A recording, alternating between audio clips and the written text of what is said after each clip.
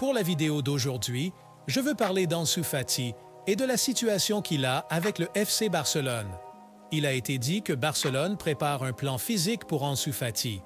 Toutes les parties concernées, Ansu Fati, Barcelone et même son agent, veulent le meilleur pour Ansu et souhaitent qu'il ait de la continuité uniquement à Barcelone. Plus tard dans la vidéo, nous parlerons également des Jeux olympiques et des joueurs barcelonais appelés par l'équipe espagnole. Donc, si vous êtes nouveau ici, bienvenue sur la chaîne. Je suis heureux que vous soyez là. Si vous êtes fan de Barcelone, c'est la chaîne qu'il vous faut. C'est ici que nous parlons de tout ce qui concerne le FC Barcelone. Et donc, si cela vous intéresse et que vous aimez cette vidéo, n'hésitez pas à me soutenir en vous abonnant à la chaîne et en likant cette vidéo. Je l'apprécierai vraiment beaucoup. Commençons donc par parler d'Ansu Fati, car Ansu Fati doit convaincre Hansi Flick. Heureusement, Barcelone affrontera Manchester City lors de leur premier match de pré-saison, puis le Real Madrid, puis l'AC Milan. Ces matchs seront très divertissants. Cela va être difficile, mais ce sera certainement un bon test pour beaucoup de nos joueurs. Lors de la dernière pré-saison, nous avons vu Fermín López se lever à l'occasion en affrontant le Real Madrid et je me demande vraiment quels nouveaux joueurs nous allons voir cette fois-ci venant de la Masia qui seront capables de performer contre Manchester City, Madrid ou l'AC Milan. J'espère que nous verrons Casado obtenir quelques minutes et briller, ainsi que Héctor Fort et Gil Fernandez. Mais revenons à Ansu. Je pense qu'Ansu a un cas très spécial et que ce sera une opportunité pour lui de redémarrer sa carrière et de montrer pourquoi il mérite une place à Barcelone. Ce sera plus difficile que jamais auparavant, car, en supposant que Nico Williams signe avec Barcelone, il devra rivaliser avec Nico Williams, Rafinha et, s'il veut le poste de neuf, il devra rivaliser avec Vitor Roque et Lewandowski. Si vous revenez à l'époque où Ansu Fati était là, de manière constante, entre 2021 et 2023, contre qui Ansu Fati devait-il rivaliser à cette époque? C'était probablement Ferran Torres, peut-être Dembélé, mais c'était à peu près tout.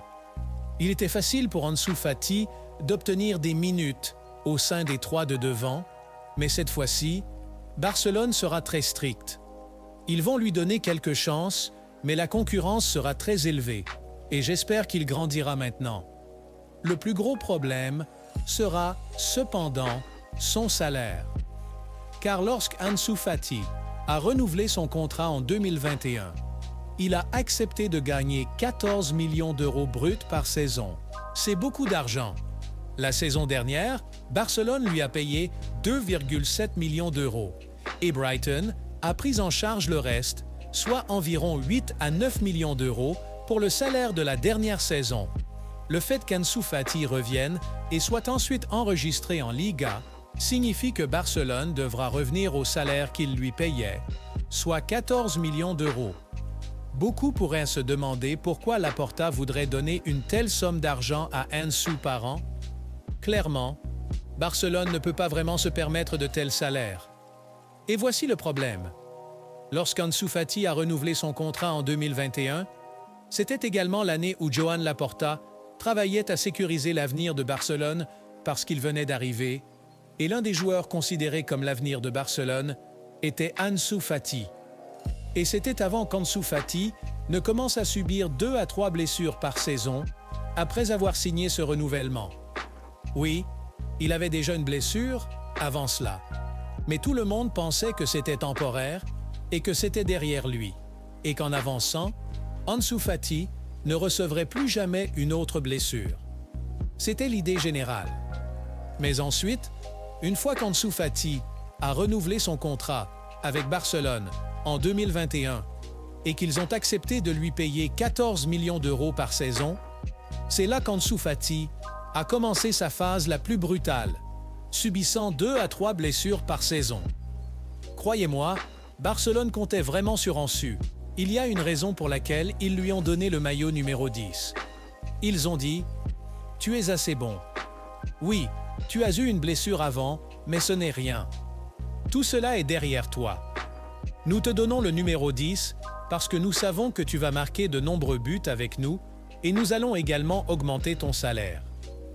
Mais comme je l'ai dit avant, 2 à 3 ans plus tard, nous parlons maintenant de retirer le maillot numéro 10 à Ansu Fati. Et nous parlons également de Barcelone ne payant plus ses salaires parce qu'il ne justifie pas les 14 millions d'euros par saison. Et c'est pourquoi je dis que cette pré-saison sera un redémarrage pour lui, car ses salaires, le maillot numéro 10, lui seront retirés. Ils seront donnés à quelqu'un d'autre. Cela pourrait être Yamal, cela pourrait être Gundogan, cela pourrait être Pedri, et ils seront également très stricts avec Ansu. Il n'est pas un joueur intouchable. S'il ne performe pas selon les normes définies par Barcelone, il sera vendu ou prêté. Et oui, croyez-moi, Ansu Fati pourrait ne pas atteindre les normes définies. C'est à quel point ses performances ont été faibles. Et il est dit ici, selon Fernando Polo, que Barcelone prépare un plan physique pour Ansu afin de voir comment il fera pendant la pré-saison, car ils veulent voir sa meilleure version. De plus, le joueur lui-même veut prouver sa valeur. Barcelone envisagerait une vente permanente si une offre vaut 40 millions d'euros ou plus. Barcelone serait plus qu'heureux de voir Ansu Fati retrouver son ancien niveau. Toutes les parties y gagneraient dans un tel scénario. C'est un objectif. Il y a une croyance au sein du club que c'est surtout à Fati de se convaincre lui-même qu'il peut être de nouveau un joueur clé pour l'équipe. Cela a été suivi par un autre rapport datant d'il y a 3 semaines qui affirmait qu'Ansu Fati est désireux de convaincre Hansi Flick lors de la pré-saison et de faire taire les idées de vente ou de prêt du club. Du point de vue sportif, c'est là que les choses deviennent confuses. Parce que du point de vue sportif, il est logique de garder Ansu, non? De maintenir le joueur, de travailler dur avec lui, de lui donner le plan physique, de le rendre plus fort, surtout mentalement plus fort, d'améliorer ses performances, peut-être de marquer environ 10 à 13 buts la saison prochaine. Et ensuite, à l'été 2025, cela mène à un gain financier.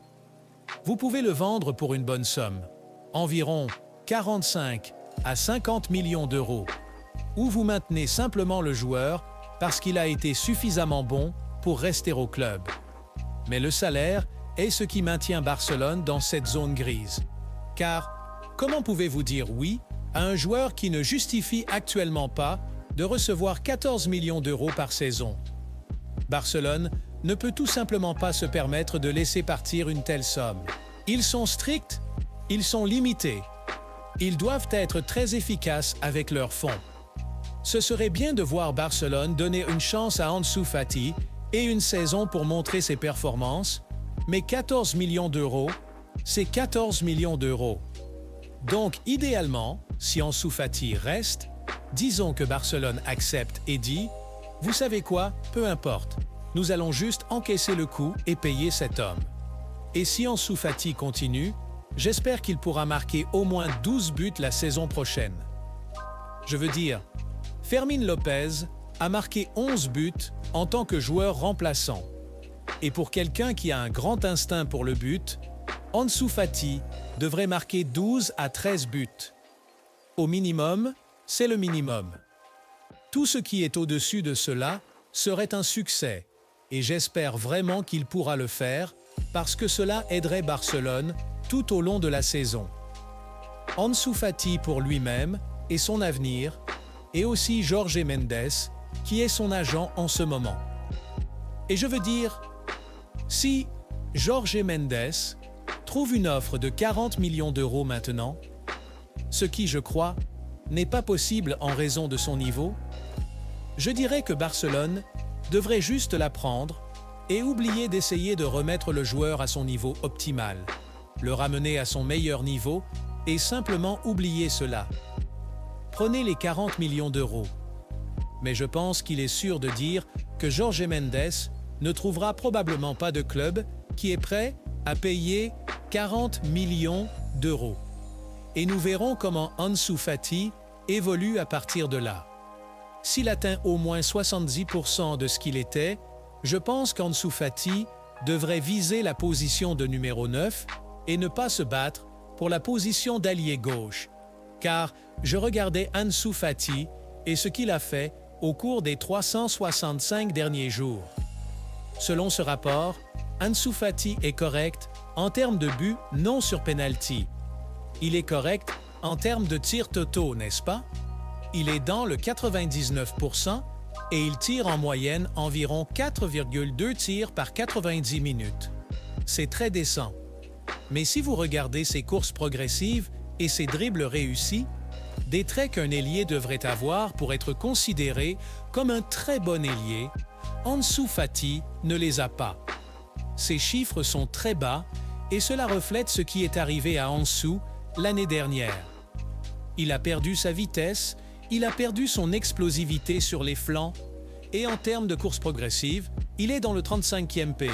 Et en termes de dribble réussi, il est dans le 22e joueur de PL à les réaliser. Ce n'est vraiment pas bon, c'est horrible. N'importe quel autre ailier que nous pouvons trouver en Premier League ou en Liga a probablement des chiffres plus élevés que cela. Mais encore une fois, si vous regardez les autres chiffres comme le taux de passes réussies et les tirs totaux, il est dans le 99e joueur de PL à en réaliser, ce qui signifie qu'il a la capacité de se faire confiance, qu'il peut probablement marquer des buts, mais il ne peut certainement pas être ce joueur qui peut prendre le ballon et dépasser 2 à 3 joueurs. Il n'est tout simplement plus ce joueur. Du moins, c'est ce que nous savons pour l'instant. Peut-être que le plan physique que Barcelone met en place est ce qui va finalement le mener à redevenir ce joueur. Ou il pourra être incroyable, mais pour l'instant, à cause de ce qu'il apporte et de sa mobilité, la position de numéro 9 serait la meilleure pour lui. Si nous pouvons aligner un trio d'attaque avec Lamine Yamal, Ansu et Nico Williams, ce serait incroyable. Les avoir tous à 100% nous donnerait une opportunité de rêver à nouveau. Avoir un instinct de tueur de classe mondiale comme Ansu en pointe avec Yamal, qui est le créateur, et ensuite Nico Williams, qui apporte la vitesse. C'est une attaque barcelonaise très dangereuse. Et puis, quand vous regardez Nico Williams, vous vous dites simplement qu'il est définitivement le joueur dont Barcelone a besoin sur les flancs. Si on les compare, Ansu Fati n'est plus ce joueur. Nico Williams excelle en termes de course, d'action de dribble, de passes clés, d'assists. Ansu Fati n'est tout simplement plus ce joueur. Et au minimum, comme je l'ai dit pour l'instant, peut-être qu'Ansu Fati redeviendra ce qu'il était auparavant. Maintenant, il est beaucoup plus un numéro 9 qu'un ailier. Passons maintenant aux Jeux Olympiques pour l'équipe nationale espagnole et il est officiel que Pau Cubarsí, Fermín López et Eric Garcia ont été appelés. C'est très excitant car ce sont 3 joueurs qui n'ont pas été appelés pour l'Euro et je crois que l'équipe nationale espagnole apprend quelque chose. Si vous regardez ce que Lafuente a fait à l'Euro, il préserve l'énergie de Yamal, Pedri et Nico Williams. Il sait que ces 3 joueurs sont très importants pour lui et il ne veut pas les surmener. Il sait que ces 3 joueurs reviennent également de saisons très chargées et compactes dans leur club et c'est pourquoi il ne les utilise pas à outrance. Et cela s'applique également aux autres équipes de l'équipe nationale espagnole. Et en particulier, pour les Jeux Olympiques, ils n'appelleront pas Nico Williams, ils n'appelleront pas Pedri, ni même Yamal, ou quiconque est actuellement à l'Euro. Je crois qu'ils apprennent enfin de ce qui est arrivé à Gavi et Pedri. Et ils ne veulent pas répéter la même erreur avec Yamal, Nico Williams et Pedri. Ils sont vraiment prudents et ils savent qu'ils rendent service à Barcelone. Maintenant, beaucoup pourraient dire que Fermín López va être surmené. Il ne devrait pas jouer autant. Je ne pense pas. Je pense que c'est complètement faux. Si vous regardez les minutes qu'il a jouées la saison dernière avec Barcelone, il a joué moins que Pedri, et Pedri était blessé. Pedri a joué 1476 minutes. Fermin en a joué 1446 minutes. Donc, 30 minutes de moins que Pedri. Et encore une fois, Pedri était blessé. Et puis vous regardez la pause qu'il a eue depuis la fin de la saison.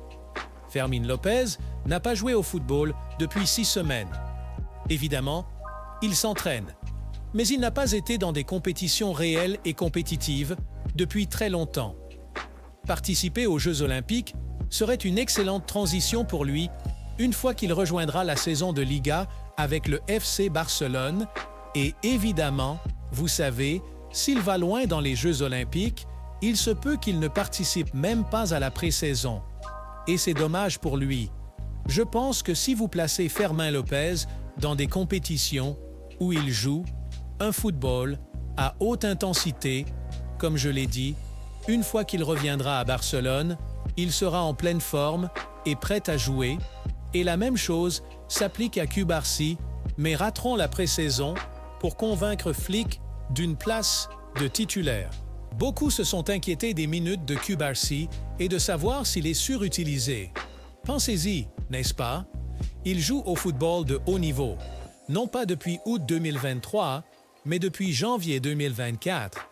Il ne joue au football de haut niveau que depuis 5 mois. Ce n'est vraiment pas beaucoup.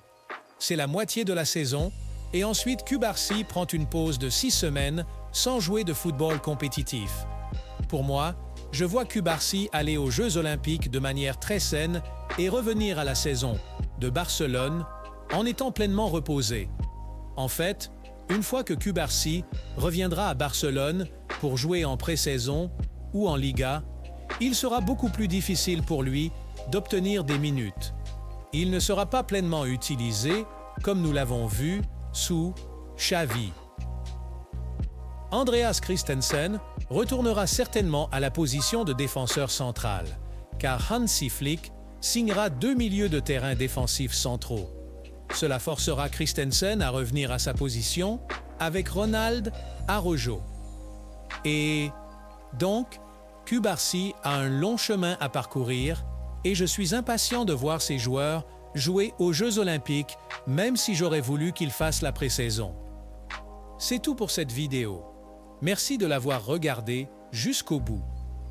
N'oubliez pas le petit like, commentez en partageant votre ressenti sur l'actualité du jour et abonnez-vous pour agrandir la communauté Blaugrana. Et n'oubliez pas, Visca Barça!